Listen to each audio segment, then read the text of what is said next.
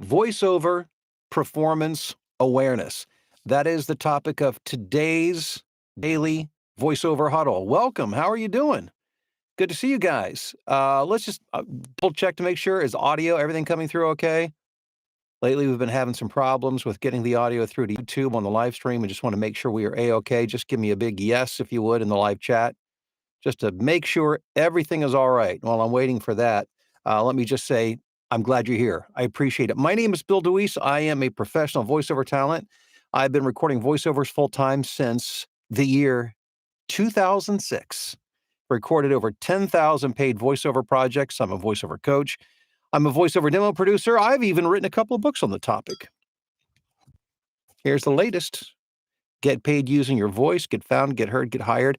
This is written to be a 30,000-foot view of voiceover. It's a roadmap.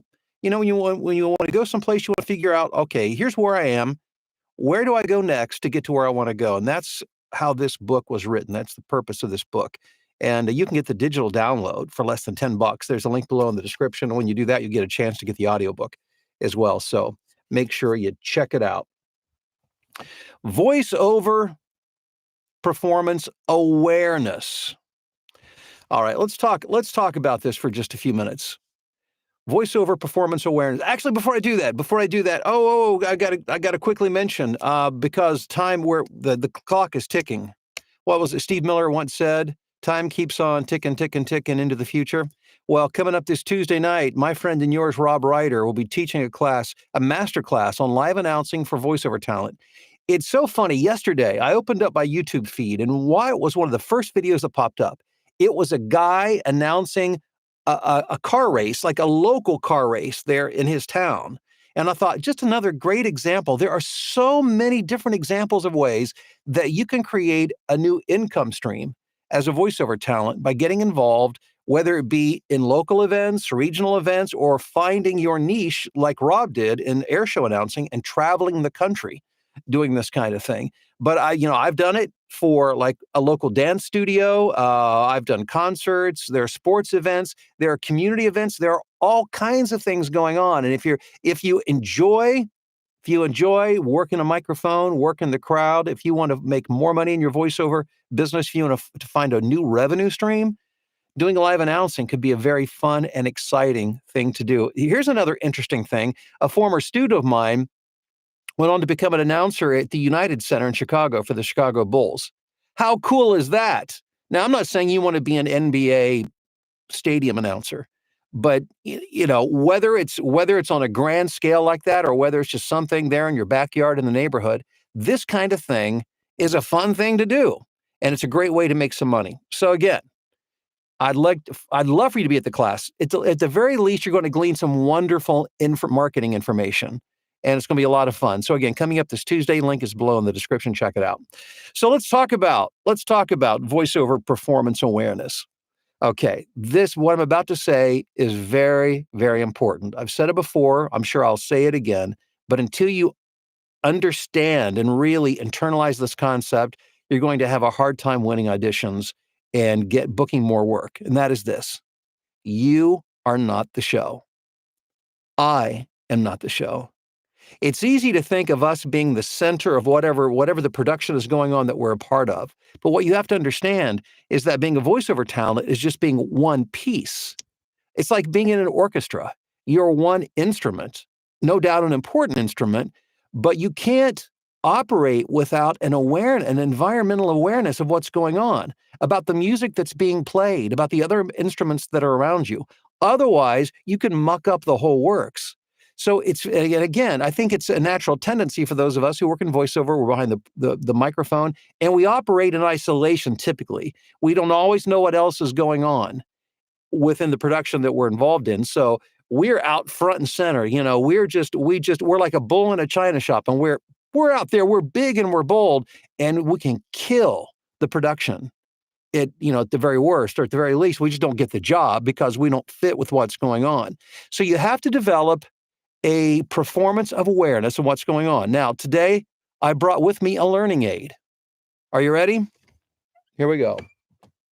I haven't used a guitar for a learning aid in a long time. think only once before, as I recall, but I brought my guitar in, one of my guitars in this morning. So now the challenge here is this studio is only 3.5 feet wide. So can I even, how to make this fit in? Let's see here. Let's see if I can do this. Okay. All right. So imagine this. You're one piece of a production. What does that mean? Well, if you're looking at a production, of course, there's the voiceover. There's you. That's me. But also, there will most likely be music playing, which you may or may not be aware of from the specs and the information that's given to you. Sometimes it is, sometimes it's not. There will usually be a video going with that, which you may or may not be privy to what's going on. But what you do know is the story from the script. So you have to understand context. Who are you within the story? Who are you talking to? Where are you within that story? What's the emotional temperature of what's going on? And if you understand all of those things, you do your homework and you think through that and you understand the context of what's going on, just like with the guitar, there's 6 strings. So you want them all to play together harmoniously. And when they do, it sounds pretty cool.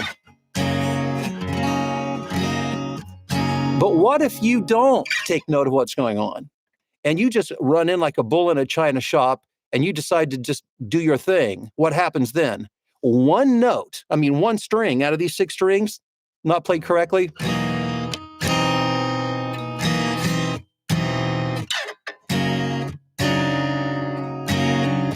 It doesn't fit. It doesn't sound right. Everything else is in place, but you don't fit. But when you understand, it makes a beautiful sound. That's what clients are listening for. They want to hear what sound. They know it when they hear it, when it fits with what's going on. But that only happens if you take the time to develop a performance awareness of all the elements that are going on and determining how you fit into it. And when you do that, when you understand that, you're going to book more work. And by the way, bonus points if you can name the tune. That's that's the introduction of a song from a few decades ago. But bonus points if you can name the tune. So develop an awareness that, again, you're not the show. There's a whole production going on. You're just one part. You're one instrument in the orchestra. But if you learn to play your part really well and you fit in well with all of the other instruments, your chance of getting hired goes way up. Scotty says bread. No, bread would be, let's see.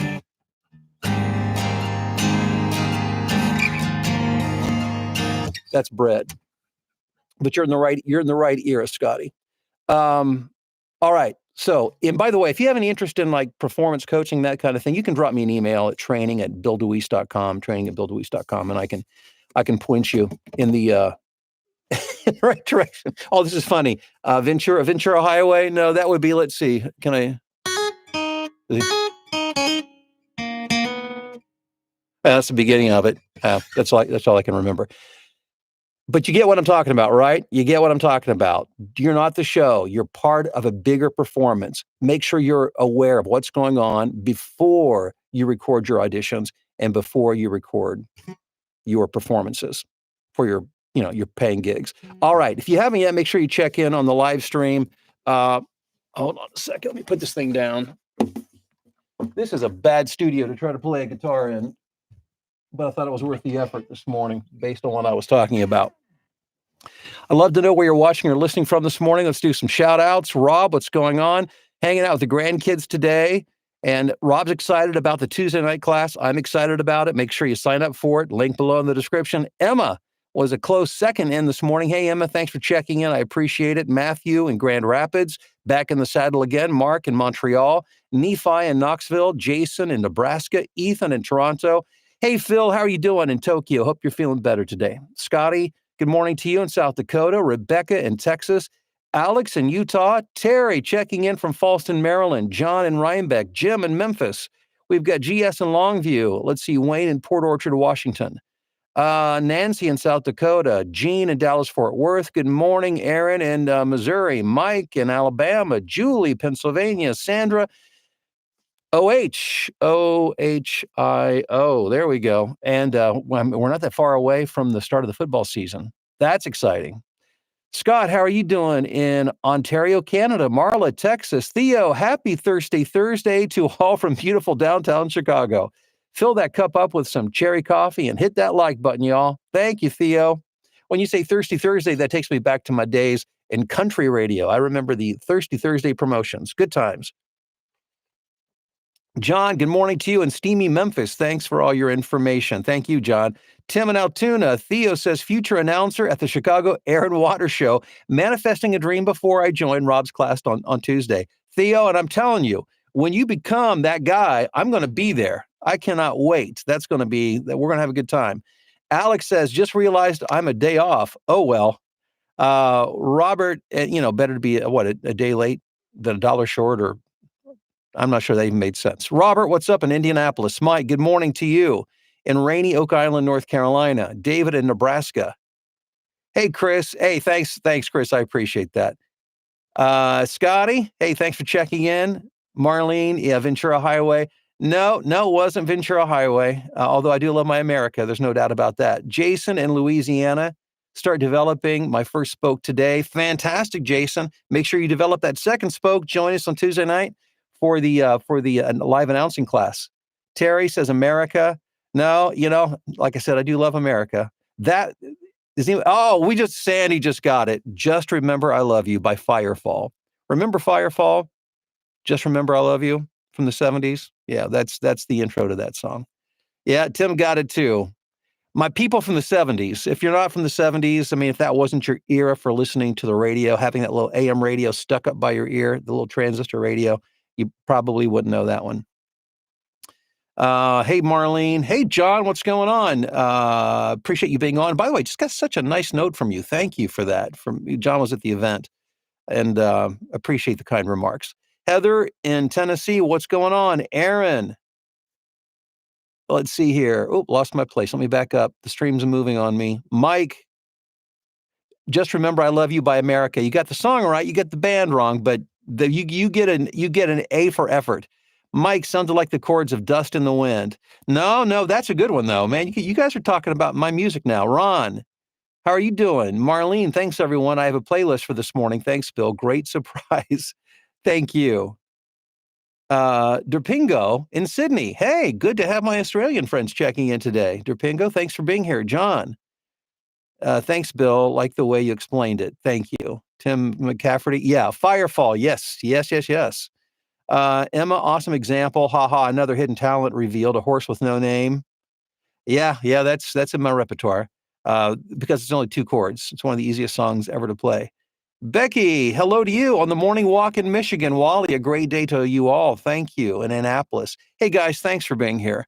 Just keep in mind today, again, the thing to take away is you're not the show, but you're part of something bigger and better. You're part of, think of it, if you will, as the strings of a guitar. And you are one note, you're an important note, but you're no more important than all the other notes. And when you play your string correctly, it sounds beautiful. Clients recognize it, they're drawn to it, and they hire you. When it's not, it sticks out like a sore thumb, and that's what makes it tough to get work. So once you begin to understand context and how to fit in to the context of a script, it makes a huge difference in getting work. Thanks for being here. Have a great one, and we'll talk to you guys tomorrow morning.